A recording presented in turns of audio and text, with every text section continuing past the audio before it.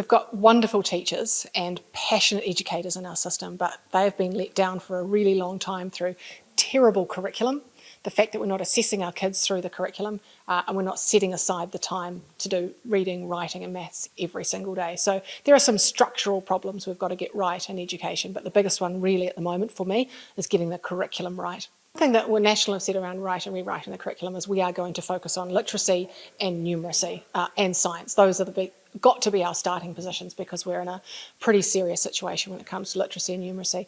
But I'll just make some broad comments around the history curriculum that I've said publicly many times, and that it is very negative. And we do have some awful things in our past that we have to face up to and learn about, but also we've got some amazing things that we should be celebrating as well, and it feels like in our history curriculum that there's a lot more room for some of those incredible things that we should be celebrating, like the amazing migration of the Pacific people to New Zealand and that incredible feat of engineering that took them to get here.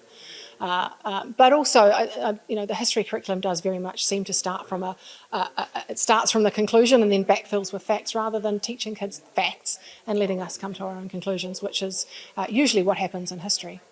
National and I are a huge fan of choice in education, and if you are not succeeding in the state system, you should have an opportunity to succeed somewhere else. I have seen up close and personal how well charter schools have worked in the past. There's one in my electorate who do extremely well for kids who have never experienced success in their lives at school.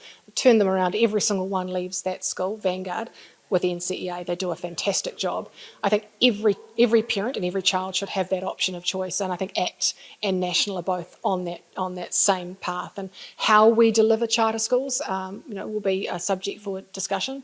We don't want it to end up being a political football where they get closed down and reopen and closed down and reopen. So how do we create a system where they can survive ongoing is the question for both ourselves and ACT. Zoning's really interesting, and then the government in the last few years have come down really hard with zoning to try and control the network, I guess.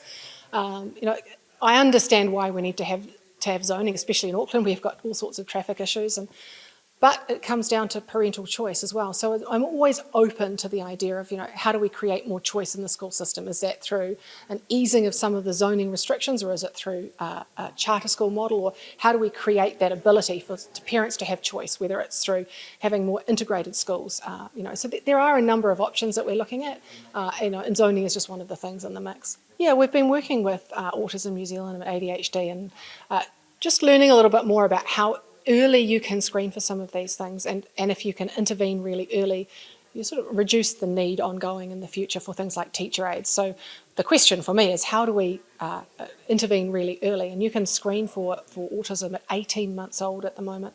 So we've been working with the Autism Foundation to work out how do we get something in place that allows us to do that? How do we get that early intervention in place so that we reduce the need later on in our schools and reduce some of that hardship that our teachers are facing, where they have a huge need for teacher aides that we currently aren't funding. So the question for me is, how do we take a social investment lens, intervene early to save a lot more money later on, but also make kids' lives a lot better?